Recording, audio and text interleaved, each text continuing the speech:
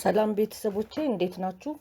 ዛሬ እንድንነጋገርበት የፈለኩት ደግሞ ስለ ቤተሰብ ነው። ቪዲዮን ከመጀመራችሁ በፊት ላይክ፣ ሰብስክራይብ፣ ሼር እንድታደርጉ ትጋብዛለሁ። እንግዲህ ቤተሰብ ማለት ለሁሉ ነገር መሰረት ነው፣ ለሀገርም መሰረት ነው። ይሄ ቤተሰብ በጥሩ ሁኔታ ከተመሰረተ፣ በትክክለኛው መንገድ ከተመሰረተ እና በትክክለኛው መንገድ ከሄደ ሀገር ይጠቅማል። በተቃራኒው ከሆነ ደግሞ ያው ሀገር ይጎዳል። ቤተሰብ ምንድን ነው ብለን ስናይ ቤተሰብ በሁለት ተቃራኒ ጾታ የጋብቻ ትስስር ወይም ስምምነት ተጀምሮ እያደገ የሚመጣ ማህበራዊ አቋም ነው። ማህበራዊ ተቋም ነው ማለት ነው። ለማህበራዊ እድገትም አስፈላጊ የሰው ኃይልና እውቀት የሚገኝበት ከዚህ ከቤተሰብ ከሚባለው ተቋም ውስጥ ነው ማለት ነው። ስለዚህ ቤተሰብ ዝም ብለን ዛሬ እንደምናየው ሳይሆን ቤተሰብ ተቋም ነው ማለት ነው። አገርን የሚገነባ ለሀገር ትልቅ አስተዋጽኦ ያለው ደግሞ የሚመሰረተው ደግሞ በሁለት ተቃራኒ ጾታዎች የጋብቻ ትስስር ውስጥ የሚመሰረት ነው ማለት ነው።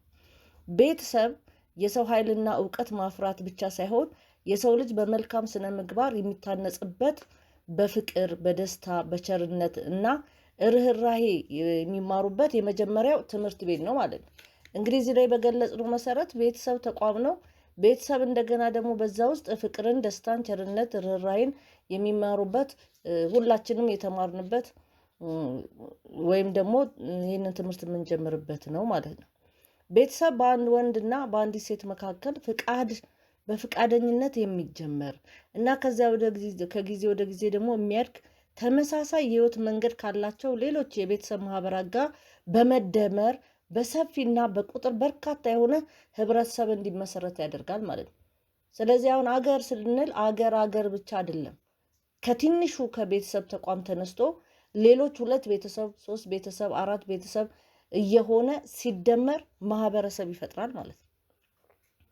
እንግዲህ ቤተሰብ ይበልጥ ከሰው ልጅ ህይወት ጋር ቀጥታ ግንኙነት ያለው ነው። ለባህሪም የሚስማማ በመሆኑ አስፈላጊነቱ ከፍተኛ ነው ማለት ነው። ስለዚህ የበርካታ ቤተሰብ አንድነት ሰዎች ከግለሰብ አቅም በላይ የሆኑ ዓላማዎችን ከግብ ለማድረስ እና ተባብሮ ለመስራት ያላቸውን ግንዛቤ እንደዚሁ ያሳድጋል ማለት ነው። እንግዲህ አሁን ቤተሰብ ስንል በቀላሉ በቃ ምንም አስተዋጽኦ የሌለው ነው የሚመስለው። ማህበረሰብ ማንን ነው የሚመስለው? ቤተሰብን ነው የሚመስለው። ወደ አንድ ግለሰብም ስንወርድ ማንን ነው የሚመስለው? ቤተሰቡን ነው የሚመስለው ማለት ነው። ስለዚህ ብዙ ጊዜ አሳዳጊ የበደለው እንላለን።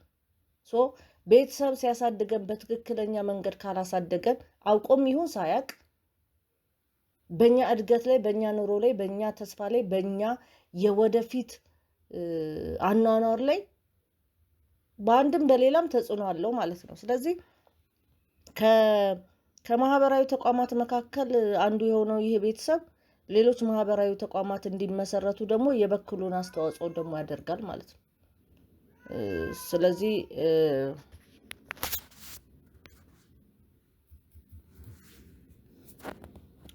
ማህበራዊ ተቋማት የምንላቸው የመንግስት፣ የትምህርት፣ የኢኮኖሚና የሃይማኖት ተቋማት ቀዳሚ ዓላማ በማህበራዊ ህይወት ውስጥ በእውቀት፣ በሀብት፣ በግብረ ገብ እና በኑሮ ደንቦች በመታገዝ የሰዎችን ሰላም፣ ፍቅር እና ብልጽግና እንዲረጋገጥ ያደርጋል ማለት ነው።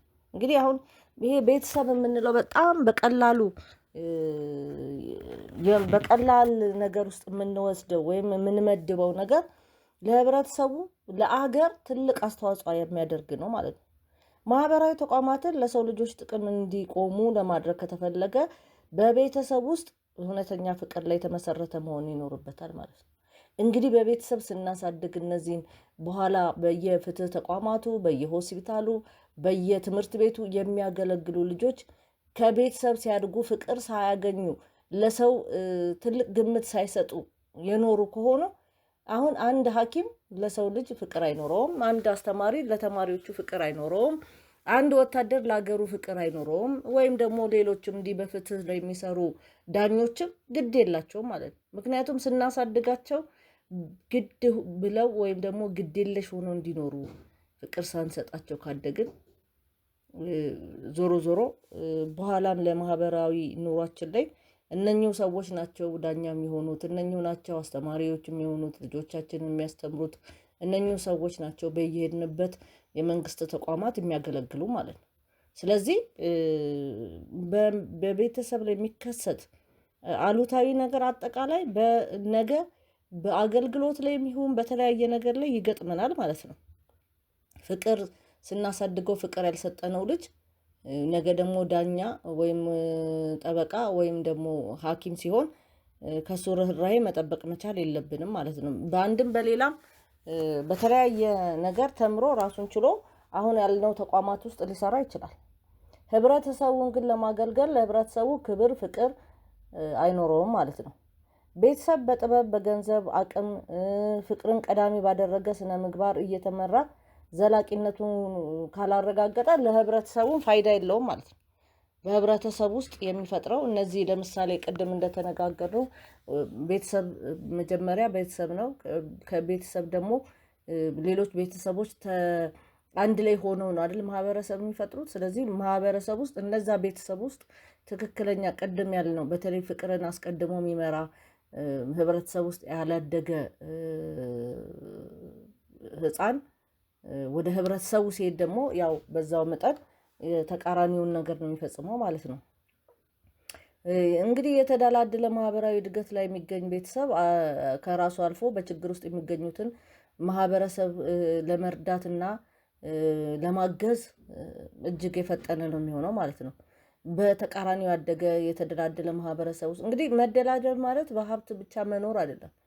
ምንም በቤተሰባችን ውስጥ ቤተሰባችን ከእጅ ወዳፍ ሆኖ ግን በስነ ምግባር ማነጽ በተለያየ ጥሩ ነገር ውስጥ ሊያልፍ ስለሚችል ከገንዘብ ጋር የተያዘ ነገር ብቻ አይደለም ማለት ነው። የቤተሰብ ህይወት በተለያየ ማህበራዊ ችግሮች ሊጠቃ ወይም ሊደናቀፍ ይችላል። እነዚህ ድህነት ሊሆን ይችላል፣ ቅድም እንዳልኩት በሽታ፣ አመፅ፣ ጦርነት፣ የመብት ጥሰት፣ ጭቆና፣ ብዝበዛ፣ መገለል፣ የተፈጥሮ አደጋና ሌሎች ማህበራዊ ችግሮች በቤተሰባችን ህይወት ውስጥ ሊከሰት ይችላል። እነዚህን ግን በምን ኃይል ነው የምንቋቋመው የሚለው ነው ትልቁ ነገር። እንግዲህ ድህነታችንን አባት ወይ እናት በመስረቅ ከሆነ ድህነታችንን ለመወጣት የሚሞክር በዛ ቤተሰብ ውስጥ ያደገ ልጅ ነገ ህብረተሰቡን በአግባብ ሊያገለግል አይችልም ማለት ነው። ስለዚህ ቤተሰብ ለህብረተሰብ ትልቅ ተቋም እንደሆነ መገንዘብ እንችላለን ማለት ነው። በማህበረሰብ መካከል የሚገኝ ደግሞ ማህበራዊ ተቋምና የግለሰብ ህብረት እጅ በእጅ የተያያዘ ነው ወይም ደግሞ ህብረት ያስፈልጋል። ዋናው ምክንያት ቤተሰብ የሚያጋጥመውን ችግር በጋራ ለመወጣት ወይም ደግሞ ቤተሰብ ላይ በልጆች አስተዳደግ ሊሆን ይችላል በተለያየ መንገድ የሚገጥመውን ችግር ሌላኛው ቤተሰብ ደግሞ ማገዝ አለበት። ስለዚህ ሌላኛው ቤተሰብ ሲያግዘው ደግሞ ማህበረሰብ ያንን ቤተሰብ ከችግር ውስጥ ለማውጣት ደግሞ ጥረት አደረገ ብለን ነው የምናስበው ማለት ነው። እና የተያያዘ ነገር አለው ማለት ነው። ማህበረሰብ አሁን ቤተሰብን እንደ ሲምፕል ነገር ነው የምናየው። በቤተሰብ ውስጥ የሚከሰቱ በልጆች አስተዳደግ ይሆናል፣ በተለያየ ነገር ሊሆን ይችላል። አንድ ቤተሰብ ስህተት ሲፈጥር ሌላኛው ቤተሰብ ዝም ነው የሚለው። እኔ የተሻልኩ ቤተሰብ ነኝ፣ ልጆቼን በአግባብ አሳድጋለሁ ብሎ ነው እንጂ የሚያስበው የዛኛው ልጅ አስተዳደግ ነገ ደግሞ በህብረተሰብ ውስጥ ገብቶ እኔ ላይ ችግር ይፈጥራል ብሎ አያስብም እና ቀላል አይደለም ማለት ነው። ስለዚህ የሚመጣውን ነገር ማሰብ ያስፈልጋል ማለት ነው። እያንዳንዱ የቤተሰብ አባል የሚችለውን ድጋፍ ማድረግ መቻል አለበት። በቤተሰብ ውስጥም ሆንን ሌላ ቤተሰብ ውስጥም ሆንን አጠገባችን ያለ ቤተሰብ የቤተሰቡ ህይወት ወደ መልካም ደረጃ ለማድረስ ልንረዳው፣ ልናግዘው እንደ ህብረተሰብ ደግሞ ይህንን ቤተሰብ ካለበት ችግር ለማስወጣት ወይም ደግሞ ከፍ ወዳለ ደረጃ ለማድረስ ማገዝ መቻል አለብን። አለበለዛ ያው እንደ ህብረተሰብ አሁን የምናያቸውን እርስ በርስ አለመደጋገፍን፣ ከሰው ይልቅ ገንዘብን ማስቀደምን፣ የምንቸገረኝን ህይወት ለህብረተሰቡ ግድ አለመስጠት፣ ስለ ራስ ብቻ ማሰብ የመጣው ይሄ ቤተሰብ ላይ ያለን ችግር ተጋግዘን የቤተሰቡን ችግር ለመቅረፍ ስላልጣርን ነገ ደግሞ በዛ ቤተሰብ ውስጥ ያደጉ ልጆች በምናገኘው አገልግሎት ላይ ችላ ሲሉን መከባበር ሳይኖር ሲቀር እያየን ነው እና ይህንን ማስተካከል ይገባናል። ቤተሰቦቼ ለዛሬው ይሄን ይመስላል። ላይክ፣ ሼር፣ ሰብስክራይብ፣ ኮሜንት በማድረግ ቻናሉን እንድታሳድጉ እጋብዛችኋለሁ። አመሰግናለሁ። ሰላም ሁኑ።